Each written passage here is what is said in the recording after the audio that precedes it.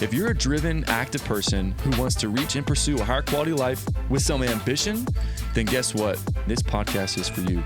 This is the Driven Athlete Podcast. What's up, y'all? It's your man, Dr. Kyle. Welcome back to the Driven Athlete Podcast. We got Tyler, performance coach at Prime Performance Baseball. Yes, main performance coaching. Thanks for coming and joining us. Yeah, absolutely. Thanks for having me. I know y'all are busy and getting your brand new facility that's sick. Like, it's awesome. Ready to go and getting new clients in and stuff like that. So thanks for coming in. Yeah, absolutely. Really excited to be here and appreciate you having us. So tell people again where you're located and then tell us more about Prime Performance. Yeah, absolutely. So we are located up in Port St. Lucie, Florida. So if you have a good enough arm, we are a stone's throw away from the New York Mets complex, right across the street. So what it is we kind of do is we specialize in player development for baseball, helping players understand and unlock who they are as an athlete and how to kind of get better at their strengths, right? Baseball is such an individualized sport. It's a team sport, but everything is done at an individual level. So for us, our main role, if I had to really make it in a macro sentence, would be allowing and showing the athlete, hey, this is what you're good at, and here's how you can get and play to those strengths, but also better what they're not very good at. So it's extremely individualized and tailored programming for those athletes looking to get their game to the next level. Yeah. I feel like as myself, because I played baseball growing up, like we're a big baseball family. I played through high school. I decided to play volleyball my senior year in high school instead of baseball, which is kind of a big decision. For sure. It seemed like a lot, but anyway, it worked out. But anyway, it's actually a lot of similarities in training for volleyball and baseball, being an overhead, rotational kind of sport. Yeah. The guys that are in the front that are spiking the ball kind of need the same thing from their shoulder and their body. So we've kind of seen, interestingly enough, is that you can kind of train volleyball players and baseball players similar. Obviously, they're not the exact same, but they're asking their upper bodies and upper extremities to do extremely similar stuff. 100%. So some of those techniques you actually kind of see carry over to the weight room and stuff like that for the two sports. Totally. Yeah. Like the movement, the swing, like hitting, like spiking, like you said. Exactly. And then the hand-eye coordination, timing. So that's why it translates easier for me because I was a baseball player. So like I could hit the ball and I'm tall, so I could jump. So I just hit the ball it was easy to transition. Right. But anyway, but I totally agree. Baseball is like, it is a team sport, of course, but it's a very individual sport. Like you're on an island, for every position, like, yes, like it's not, hitting every position in the field. It's all, you're on an island. Yes. So it's a unique sport because it is a team, but it's very certainly. Yeah, there's no hiding, and they always say you're getting exposed. Can't hide. Yeah, and the ball will find you. So 100%. They say if you don't want the ball, it's coming. Yeah. So there's other team sports: basketball, lacrosse, football. You could, you're gonna get exposed, but for sure, you can still fall in the background noise. Of course, to an extent, right? Yeah. So yeah.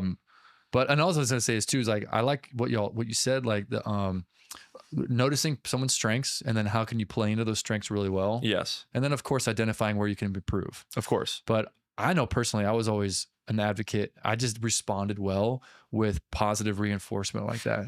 I was like, you're good at this. Like, oh, I didn't know that you would consider that. Cool. That makes me feel better and confident. For sure. And then double down on that. Yes. Okay, cool. I'll double down on that. But then, okay, cool. I need to improve these things. But we need some of that too. Instead of always being like, you suck at this, and this. Like, well, what am I good at though? That's always going to help with confidence. No doubt. Well, it's funny. I can go on quite a long tangent about this, but I actually had pretty bad performance anxiety when I played. And I think it stemmed from the negative reinforcements. I think if you tell somebody they stink long enough, they're going to start to believe that they actually stink. But their identity is in that they're not good. Whatever they're not good at, they're going to ruminate over what they're not good at. Correct. And the game of baseball, specifically pitching, has changed so much in recent years that if you're going to make a zoo, this is always the analogy that I use, but if you're going to make a zoo, you don't want 9 lions. You want a lion, a zebra, an elephant, right? Crocodile, things that bring people to the zoo, right?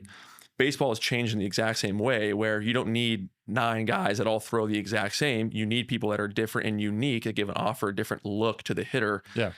So it's funny you mentioned the strengths thing where it's like, I don't want to make cookie cutter pitchers, right? What makes you you, and we're going to buy into that and help you excel at what makes you you. Because if your goal is to play professional baseball, you do not want to fit the mold of everybody else. You want to have that one unicorn metric. And if you're already good at something, it makes it a lot easier for us to kind of find and identify what that actually is. And then double down on that. And double down on it. And you've seen the game change drastically over the past 5 years where 8 years ago, they were all looking for guys that had one fastball profile. And then you fast forward 3 years, well, that one fastball profile has completely changed to a different fastball profile. And then you fast forward 3 more years to now, where it's like, well, why don't we have just a little bit of everything from different arm slots, different looks, lefty, righty, doing and accomplishing different things. And we'll never let the hitters, the other team, see the same thing twice. Yeah. Where that's why I think as coaches, we have such a unique opportunity where it's like, I'm not going to continue to tell you stink at something, because ultimately what you're really good at is what will get you the chance to play at the next level. Yeah. And it's cool because we always say that professional baseball is usually a few years behind college and, the private sector of things.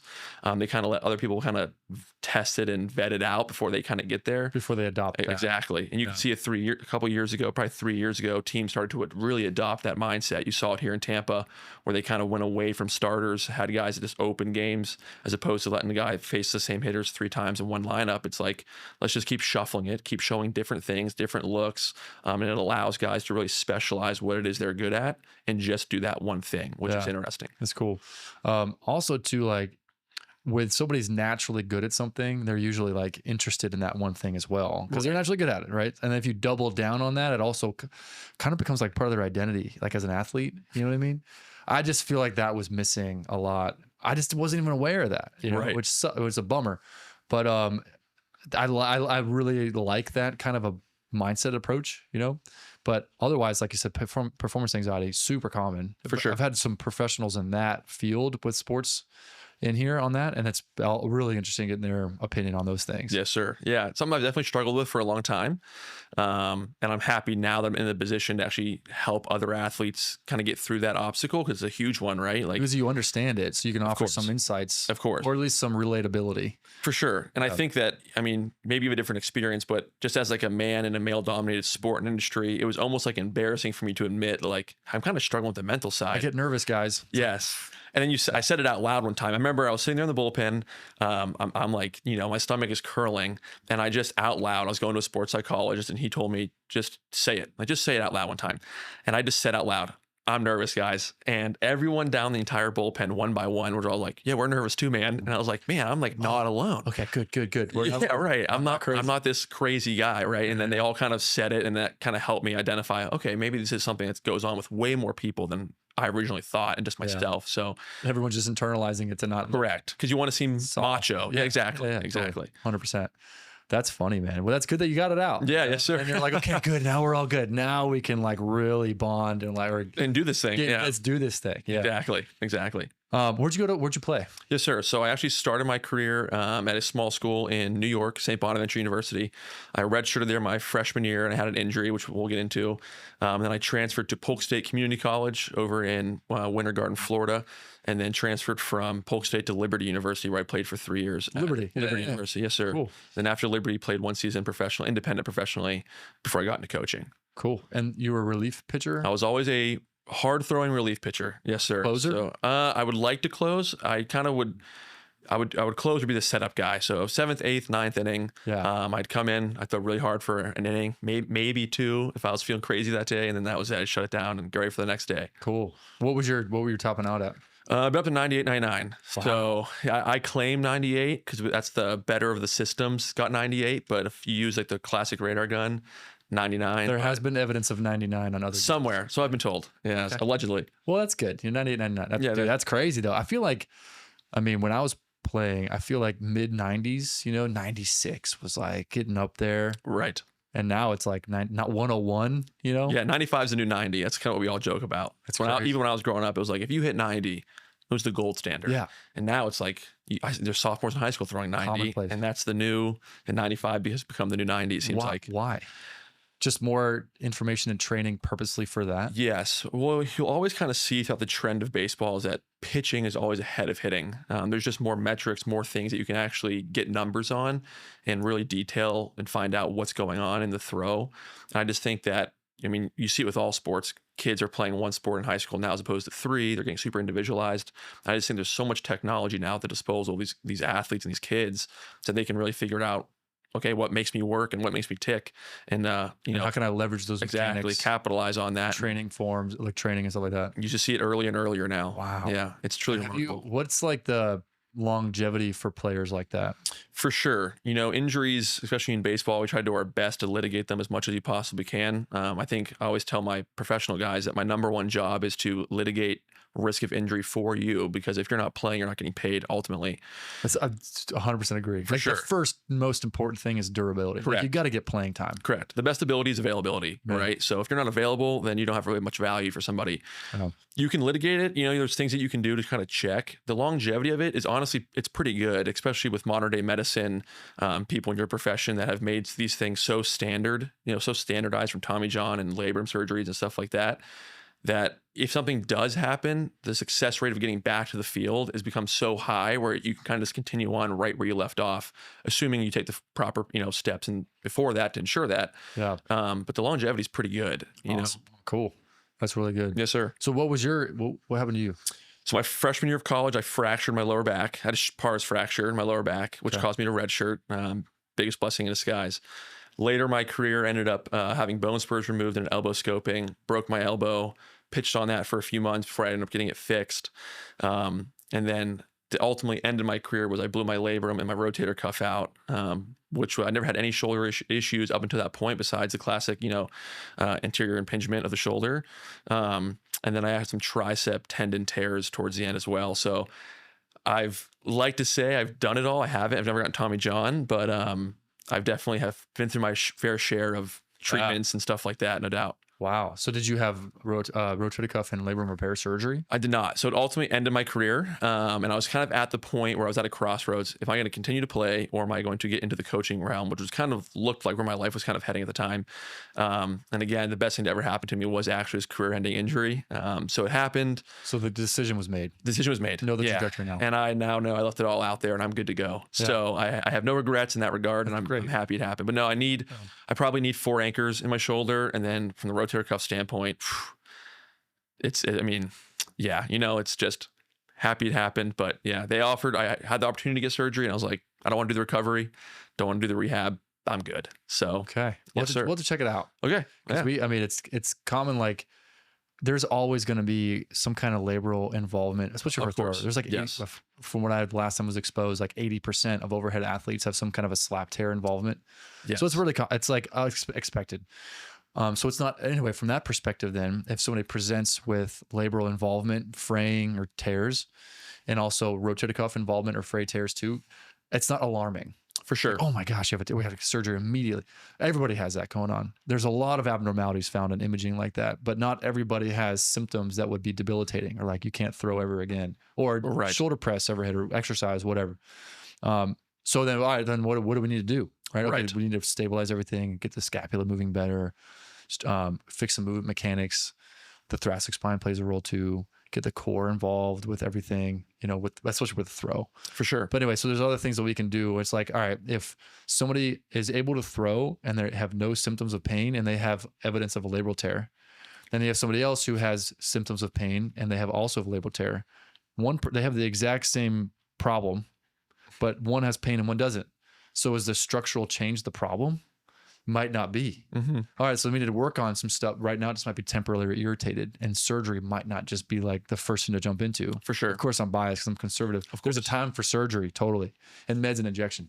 But anyway, just saying, like, there's ways to work on things that maybe even make things more stable and strong. For sure. Yes, sir. I mean, I'd say it's probably one of the biggest things or misconceptions maybe we see with a lot of guys as they come in and said, hey, I've had MRI and they have a slap tear. And it's kind of like, join the club, man. Yeah. Like if you took an x-ray of every single big leaguer in the MLB, you're going to see, like you said, I think you said 80%. I probably, beg to argue it's probably higher in, the high level throwers. So the misconception that I'm sure you face a lot too is that, hey, you need surgery. It's like, really, if you created some space in the joint and got rid of some of the fraying and rubbing, maybe worked out a little differently, properly stopped actually rubbing, your anterior shoulder raw when you're doing a dumbbell row, you'd probably fix a lot of that stuff. So we see it all the time when kids come in, like, this is what I have, like, I'm done for. It's like, you're not, man. Yeah. You're just part of the club. Congratulations. Yeah. I have a tear in my MRI. It's like, and?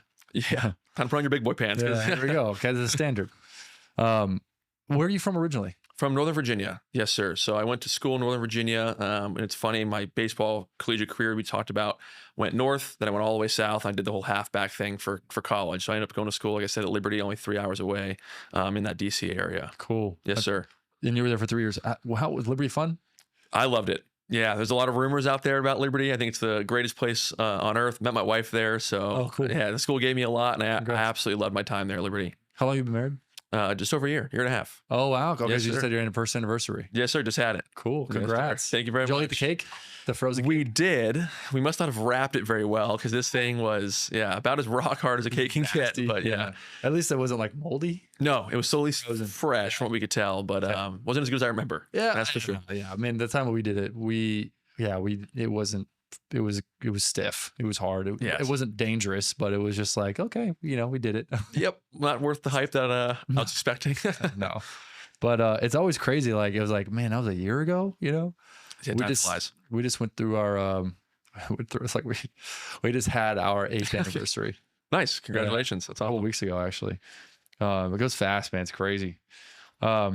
Cool. So I was gonna say my wife is actually from Northern Virginia. Okay. In Fairfax Station. Yes, sir. It is growing rapidly. Yeah. Yeah. Cost of living there is going through the roof. Seems like that everywhere. It's like that. Yeah, no kidding. But it's bad there right now. Like real bad. So so tell me more about like when a client reaches out to you. For sure. What do they usually call about? They say, I want to get stronger. I want to be a better player. Like, what do they usually ask? I think they usually call, I know the guys kind of talked about this before, but they usually call because they want help in the pitching aspect of things or the hitting aspect of things, but they don't realize there's a lot more that goes into it than just, hey, I'm going to go throw and get better at throwing.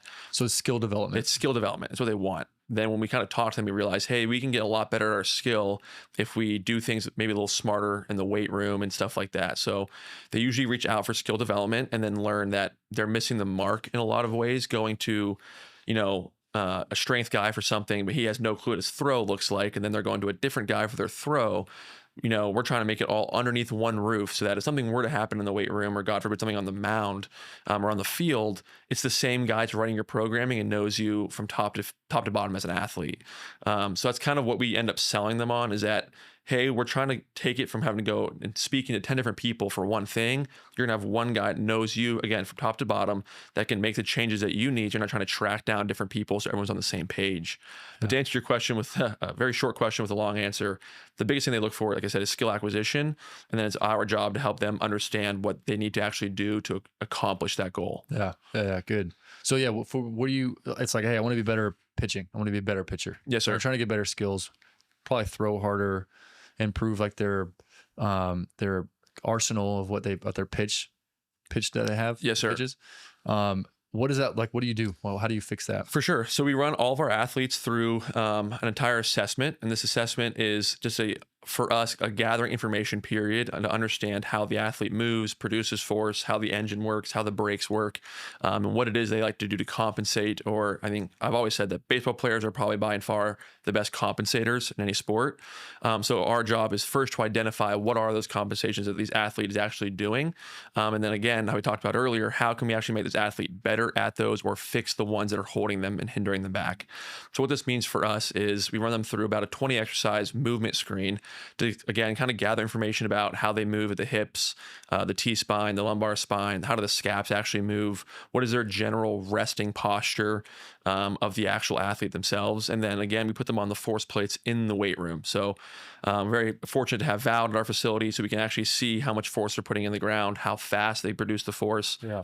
We have other things like the force frame to actually test shoulder ER/IR strength, hip ER/IR strength, a lot of good stuff. And then from there, we can see, okay, the engine works. We're producing force. It's happening at this speed. Now let's go to the force plate mound that you threw on in our bullpen. Did you watch the video? I did, yeah. At our pitching lab to see, okay, where's the disconnect? Is it from weight room to the mound? Or we've also seen guys can produce force in the mound, but they can't produce it in the weight room. So the disconnect's the other way. So the initial assessment runs them through all of that to kind of understand and get a really good idea of who the athlete actually is and try to eliminate as much guesswork as possible, right? Don't tell my wife, but I am wrong often. often. So our goal is that if when we are wrong, is trying to identify it as fast as humanly possible, have an actual number or metric to it that we know and can see, hey, this is what the athlete needs to get better at. There's no guesswork. Now let's go attack the thing full swing. Yeah. Now I would say the athletes kind of come in buckets. High schoolers are usually working for, I need to throw harder. Yeah. College guys, it's usually some of both. Usually college guys, I need to throw harder or I need to throw more strikes. And then professional guys is kind of a huge arc of what they need. Some guys come in, they're already throwing extremely hard. It's, hey, I got to throw more strikes. I need a better arsenal, X, Y, and Z. I'm not getting enough outs, whatever it is. But I would say you actually have more variety in professional athletes than you do in the high school athlete, because most high school kids just need to get stronger, stay healthy, throw the ball harder to open up some of those opportunities for later in their playing career. Yeah. Cool. So any suggestions from the video you saw of me? Oof. How long do we have? No. It's been, there's a lot going on. That's all right. I'm Listen, a stiff old man. No warm up. I was like, I'm not going to let this go. Yeah, it's tough because I can't afford to hurt my arm. Yeah, no kidding. I feel that. It's hard because there's guys in there throwing and they're like, come on, coach, you do it. And it's like, please don't. Yeah. I want 35 minutes to warm up. At least. Yeah. I want to brush my teeth tomorrow, so I'm not going to do this. Yeah, exactly. No, it was really cool. I mean, you guys' facility, was it like 10? How big is it? 10,000 square feet? 36,000 square feet. Okay, sorry. No, 36,000 square Yes, sir. feet. Yes, sir. And it's got like a cafeteria. Yes, sir. And like a drink station upstairs. Yes. So cafeteria's down. The gas station's downstairs. Yes. Just kind of help athletes not go from crushing a workout to Raising Cane's across the street. Yeah. And kind of, cancel everything out. So yeah. We have a chef inside that's starting here in a few weeks. That's going to do kind of Chipotle style bowls, which would be nice. Yeah, it'd be awesome.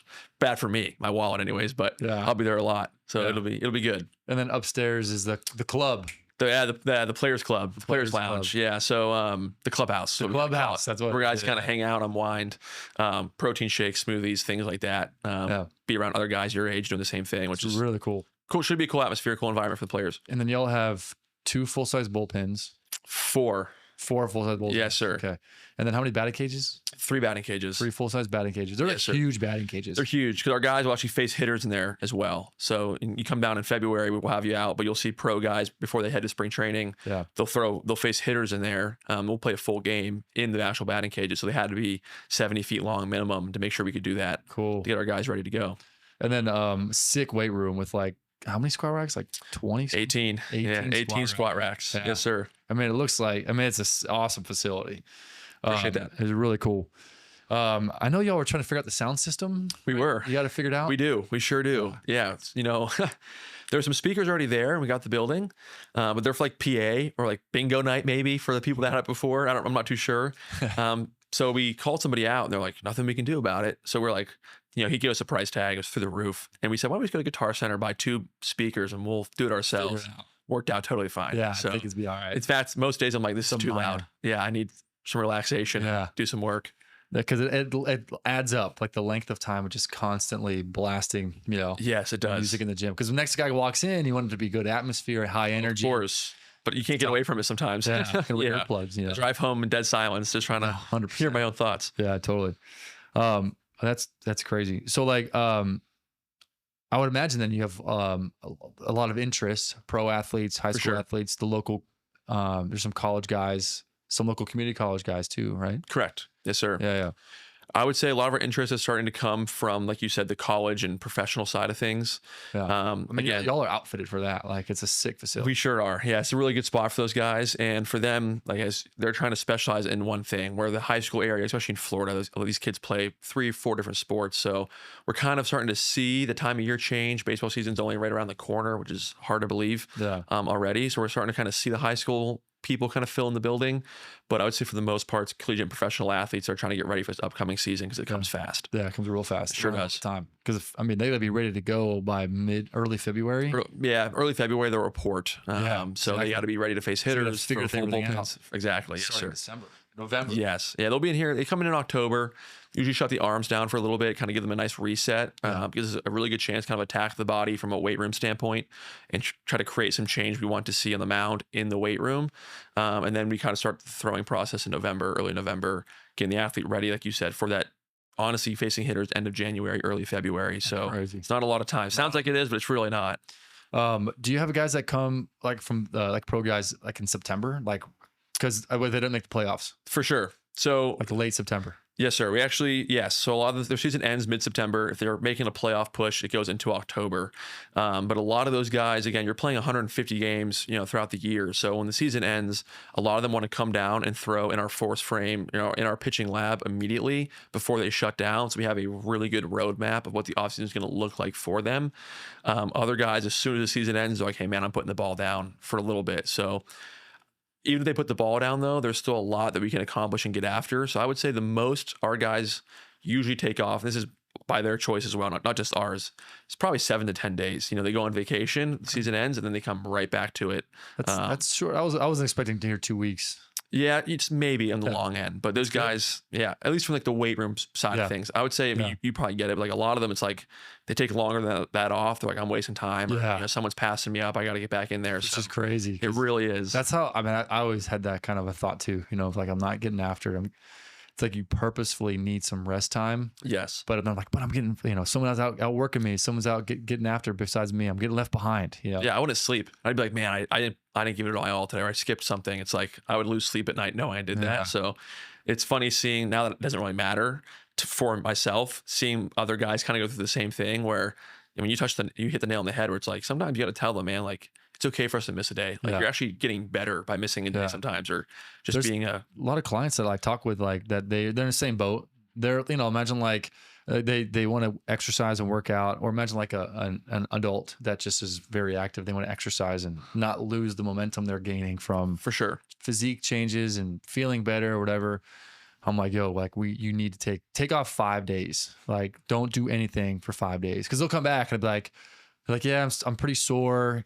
They're feeling plateau. I'm like, yo, it's classic overtraining. You're not letting things settle down. Right. But anyway, they'll come back like, I'm still kind of sore. Oh, I didn't do anything. And I'm like, did you like ride your bike? Like, well, okay, I rode my bike and then I played pickleball, but then I did like a small workout, but then and I'm like, yo, you got to stop, just take off like 3 days at least. Say it's Thursday. Yes. Take off all day Friday.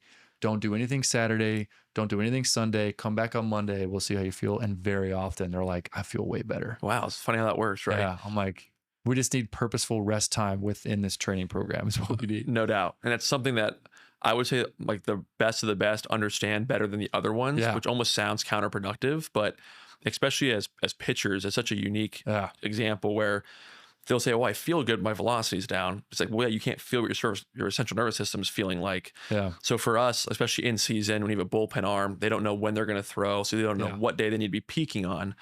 So for us, like you just said, it's like understanding how to keep the high days high and the low days actually low. Because I think what people think is a low day is not really a low day. I mean, especially their bar of expectations is different. Correct. And, college athletes always say it. They'll throw a heavy bullpen on Tuesday and their recovery day on Wednesday is a heavy full body lift with back squats and bench press. And it's like, hey man, like your body doesn't understand that this is a recovery lift because you're going 9 RP in a back squat. It only understands stimulus. And if yesterday was extremely high stimulus in a bullpen, and now today's another extremely high stimulus day in the weight room, what's the recovery aspect of this? So trying to teach guys like, hey man, the high days when we're throwing bullpens, we can lift after it heavy, but the low days have to be low to give your body an actual chance, like you said, to recover. Not playing pickleball, running around. It's like keep the low days low and the high days high. And all of a sudden they're like, man, I feel like I'm doing less, but I feel way better. It's like, you're actually probably doing more for your body. You just don't realize it, right? Do they still run poles and stuff after bullpens and throwing? No, I would say long distance running is gone. Good. I actually don't like, I'm okay with some sprints. I don't like impact. I don't like the high impact of sprinting.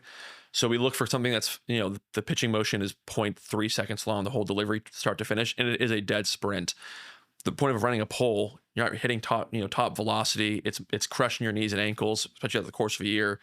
So what we look for from a conditioning standpoint is something low impact that you can get to move your body as fast as humanly possible for a very short period of time with full rest. Because a pitch, you get 20 seconds now. So you get full rest, right? Yeah. So no, the pull days are gone. Good. I always thought I was like, there's no magical thing about running poles. It's just you're running like interval long distance. Correct. But what do y'all do then for the short distance? For sure. I love the assault bike. Again, it's assault bike sprint. Assault bike sprints. There's no impact at all, and you can absolutely put out. That's the end. At the end of the day, if you want to throw hard, you have to throw hard. You got to put out. And the assault bike is it's a gut check. Yeah. You're sprinting on that thing. So we'll do like 10 seconds off, 50, just kind of jogging, kind of keep the heart rate up. And then 10 seconds back on. But stuff like that, you can get guys on the elliptical, sleds. You can do short sprints. I'm talking 10, 15 yards. Yeah. Jumping, obviously jumping is a higher impact, trying to find when you're actually doing that kind of stuff, but something that causes you to move fast and self-organize and figure it out while still getting the heart rate up is ultimately kind of king. Yeah. What about like pool? You swimming? You guys advocates for that? For sure. Like swimming sprints? Yeah, you'll see a lot of pitchers that actually do swim. It's really good for their shoulder. You're strengthening, doing a lot of stuff. The only thing that can kind of hesitate me at times with swimming is if we're just doing too much overhead reps, if a guy's swimming freestyle. But I love just overloading the overhead. Overload, exactly, right? Yeah. The shoulder's not meant to be there to begin with. I was just thinking of like low impact, but still high cardio. Exactly. Because that would do like, some components would do swim sprints, like freestyle, like sprint down as fast as you can, swimming 50 meters or whatever, and then take a break. Right. And then do like a 1-by-1 conditioning kind of regimen. Right. Man, I'm dead. I'm going to drown. Easily could. I guess I'd say the hard part is just making sure my guys find a pool when they're on the road, so just trying to make it as, I guess, universal as possible. Yeah, totally. Yeah. Cool.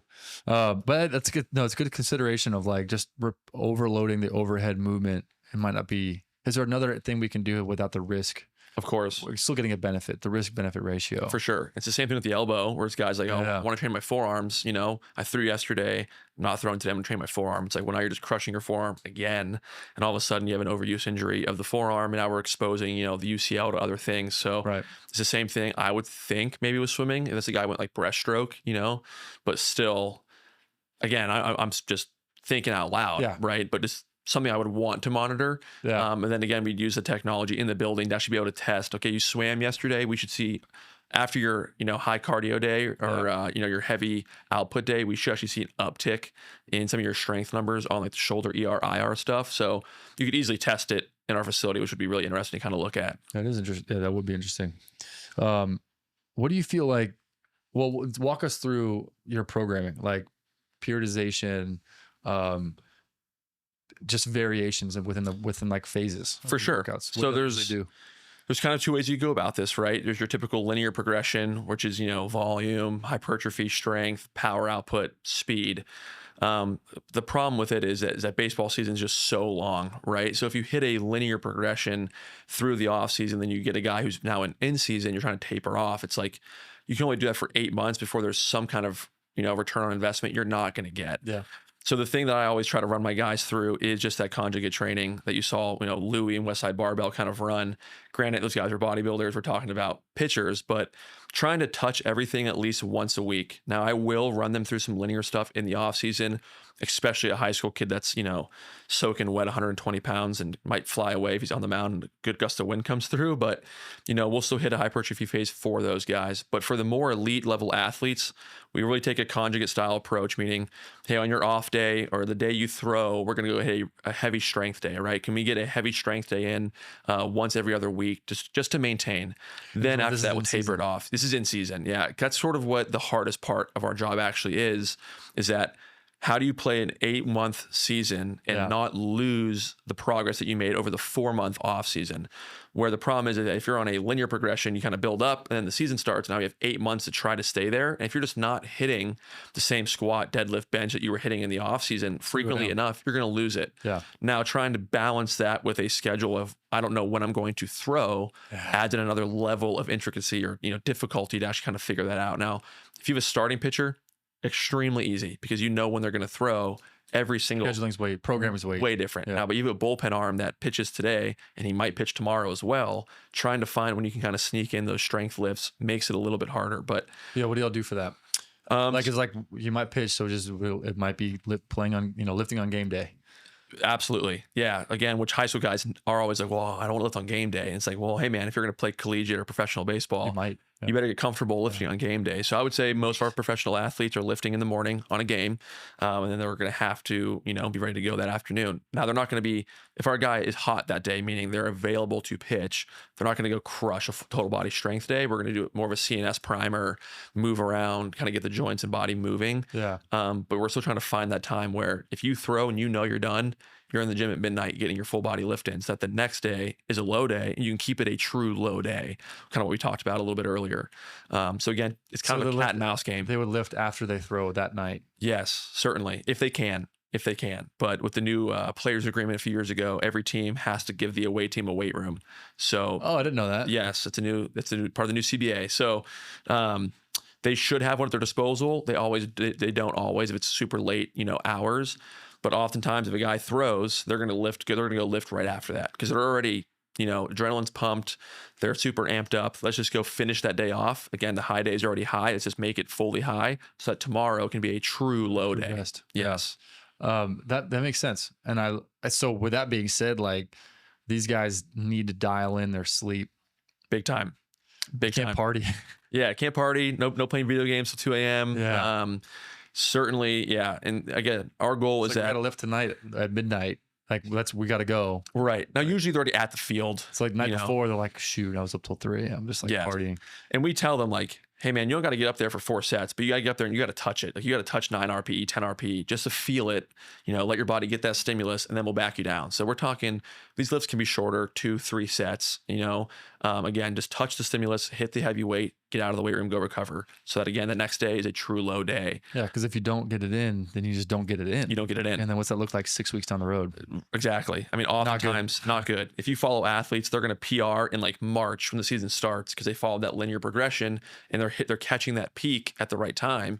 But it's like, okay, you PR'd in March, right? How are you going to feel in July and August, right? When you're 100 games in, 110 games in, guys are kind of falling away. What are you going to do? So for us, I always tell my guys, my goal is not to send you back PRing in March. It's for you to PR in July when everyone else is kind of breaking down. You're still maintaining right where you were before. That's the ultimate goal, right? And you do that by the conjugate training and ensuring that, hey man, you're not going to taper off and lose some of that strength or that power output you had because you're going to be touching it weekly as you kind of go out throughout the year or bi-weekly if possible. So I would say our pro guys, they are in the weight room 6 days a week. Now, what that actually, does that mean they're lifting 6 days a week? No, but they have something in there 6 days a week that they're just, again, moving around, being fast, whatever it may be for the day. But again, we're trying to match throwing intensity to weight room intensity so that we're not getting that secret fatigue of your CNS being shot, though you might feel great and all of a sudden your velocity is down and you're starting to taper off when you should be kind of at your best. Yeah. Interesting. So you would argue, let's say it was like, I feel good. I don't know why my velocity's down. No doubt. A lot of it's the central nervous system is not ready. Is just overwhelmed. It's the same reason why you see like, I'll use Eddie Hall as an example, right? The guy sets a huge deadlift world record.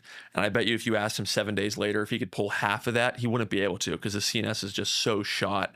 Baseball is the exact same way. If you're working at 100% an explosive maximum output movement over and over again, the body has to have some kind of time. It doesn't understand that throwing high volume, high intensity and lifting high volume, high intensity are different to the body, to the CNS, as you know. It's the exact same thing. It's still being perceived as overwhelming. It's still being perceived as overwhelming. Exactly. So again, trying to balance those days out so that you're ready to go. And then you would say a lot of guys drop off in the season. They start getting like overwhelmed, broken down. Yes. July, All-Star break? All-Star break, yes. Around July, the second half of the year, especially into August, when they're like, hey, I'm home stretch. I got 30, 40 games left, coming down the pipe, is when you kind of start to see the body break down. So if they're not doing the things they need to be doing as best as they could be, when they return back from All-Star break, they're like, shoot, I'm halfway. Yeah. I got a lot more to go. Yeah. Like that was just halfway. Yes. Interesting. I mean, it makes sense, Certainly, and they start to lose that strength. They feel smaller. A lot of them lose weight because you're traveling. Yeah. 5 months, you're living in a hotel essentially for 8 months. So it's hard to actually get your calories in. And chunky if they're eating too. Or the other way around. Yeah. So that's, again, kind of the battle you play. But again, our goal, what separates a professional athlete and a college athlete, in my opinion, is how bad their bad days are. So if we can minimize how bad their bad days are, and again, maybe you're not peaking in March and that guy's above you, but at the end of the year, now he's way below you and you say the exact same, that guy's going to get promoted and have more opportunities because they know when they give you the ball exactly what they're going to get. Yeah. That is our job. It's not we're prime performance, not prime velocity, right? So our goal is to make sure that when the manager gives you the ball, he's trusting you to go get a job done, they have a really good, solid idea of what they're going to get. Yeah. If they don't, you're not going to have a job much longer. Yeah. Predictability, expectations. Exactly. Okay. So then the breakdown point for a lot of people to start withering down a little bit come All-Star break, the conjugate training is the best way to maintain a high level of strength and performance. Yes. Throughout the season. Yes. Tapering in and out of intensity and non-intensity, trying to work around pitching schedules when they're due to pitch. And then they try to maintain that through the rest of the season. Yes. And then come October, if they're not in the playoffs, then they rest. They just take everything off for like 10 days. Yes. Yeah. And then they get back and then they call you guys and they come to their facility and then they're there from late October until they leave in late January. Correct. And then we work with them remotely while they're actually gone. So just because they're not physically in person, we're still going through their data, still going through their reports. A lot of these orgs now do have the same technology we do, so we can still test them, get their numbers, and then we'll use those numbers to make adjustments to their program. So for example, if a guy, he leaves and we see in April or May, hey man, your mid-rack thigh pull stayed the exact same on your peak power output, but your jumps are getting worse. We know you got to tailor it and try to sneak in an extra power day, right? Because like the total force output is still there, but the rate of force production has slowed down. Try to, again, using all the numbers that we can to make informed decisions to help them kind of stay right where they are. So when those guys leave, it's not like, hey, we'll see you in October. It's like, I'm going to talk to them basically every day, almost to a fault probably of my own, where, I'm laying in bed at midnight watching box scores of guys throw, and then we're trying to get their lift in after and see how they actually feel. But again, after that, like we said, it's just about maintaining, kind of keeping them in that middle range throughout a very long season. And then off season starts. Yes, sir. Like now we're fresh. And then what's that look like? So we like to start every offseason with the full reassessment to kind of gauge, where the athlete actually is. Where's our baseline now? Exactly. Where's our new baseline? How have the hips kind of changed throughout the course of a year? Believe it or not, sitting on a bus for hours and hours and hours changes a lot of things about how the spine was moving 100%. And, how the hips are actually Tightness feeling. In the exactly. hips. So fully reassess and find out where they are. Because the way I kind of always say it is like the human body's here throughout the course of a season. It's going to kind of pull you in direction, and our goal is to kind of pull you back to that center line. So we want to see how far off that center line have we actually gotten to start our off season. So again, full movement assessment, learning how the scaps are moving, where their shoulders are resting, what their clavicle angle looks like, how their hips changed at all, any kind of stuff like that. What's your new body composition? What's our new rate of force production, total force output numbers, and then from there we have a little bit of time while they're not really throwing to kind of push it in the weight room from a pretty high intensity standpoint and volume standpoint. But it's going to be that first month, 6 weeks, going to be attacking all of the new issues that we've developed throughout the course of a 7-8 month season. So that's kind of what happens in October. And then as the weight room will kind of taper off as the throwing increases, in that December, January time period. Kind of getting more baseball specific, if you will, getting ready for the actual skill and sport to be played again come February time. Wow. Cool. Yes, sir. That's awesome. Hitting similar. Oh, I was going to say this. So we're talking about lifting on game day. I didn't have a problem with it.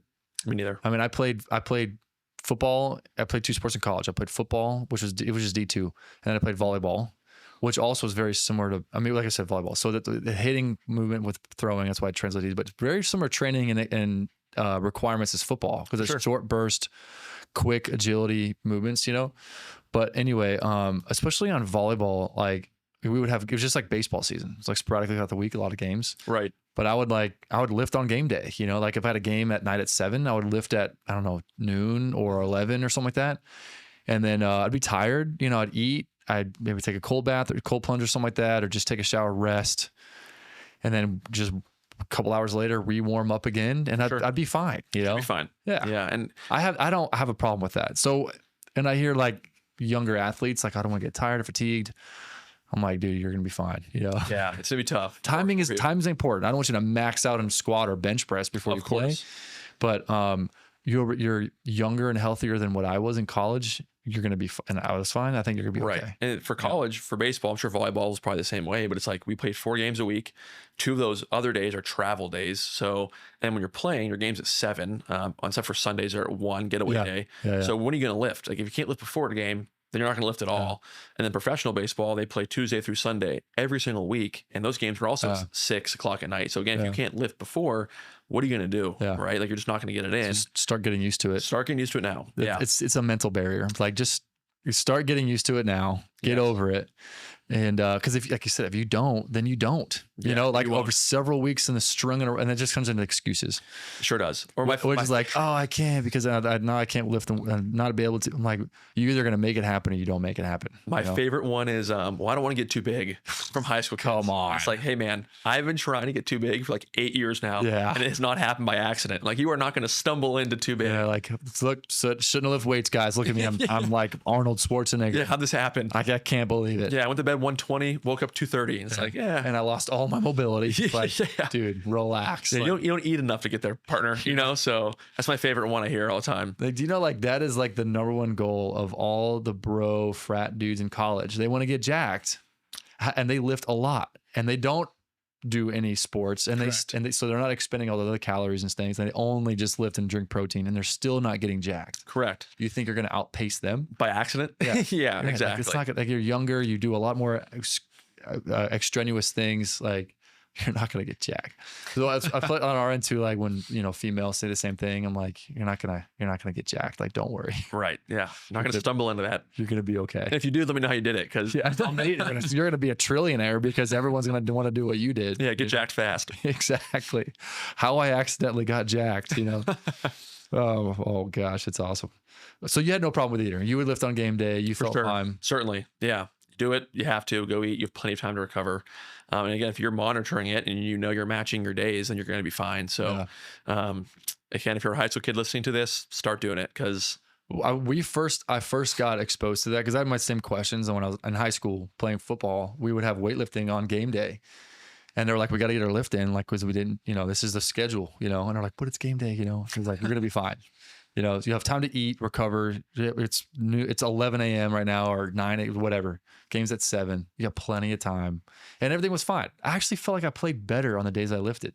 Same. I think it gets you kind of going. Like if you, especially when these games are at night and you sit around all day, it almost becomes exhausting because you're anxiously waiting, for that game to actually happen. So also argument with. Like if a basketball player might be a little bit different. Certainly. Because that's a lot more physically demanding to run up and down the court and jumping and stuff. Correct. As a volleyball player, and football is also very demanding. Oh, certainly. Depending on their position. But at least you have series on and off, But and it's being smart. Like I'm not going to max out that day that I'm lifting. But volleyball, I never really felt like I was spent. Mm-hmm. Football games I felt spent, but then also baseball as a relief pitcher, if you're sitting for the first 7 innings, correct, you have plenty of time. And if you pitch 1 inning, you'll be okay, Correct. That's And do you agree with that? I do. Yeah. I mean, first of all, the life of a reliever is unique in and of its own, but I do believe that. I mean, again, for a football player, am I going to have that guy do a 5x5 back squat before the game? No, but again, they could still do something, get their body primed and getting them used to moving extremely fast before they actually get on the field. Again, it's probably going to be do numbers for you in a positive aspect. Again, we're not, pulling RPE 10 deadlifts in there. You might be tired, but you do have time off. Basketball, that's one. Soccer is another one where you're constantly moving, where that's probably going to be a different issue if your body's just actually out of carbs and stuff like that. Cramping. Probably not dehydrated. But sports where it's quick, it's one play, a break, one pitch, a break, you certainly can do it. I think and not only be fine, but actually benefit from it from an actual ready standpoint. I know that. Well, I talked to some tennis pros and tennis people that play a lot. So, and their schedule is very rigorous, of course, too. And they do the same thing.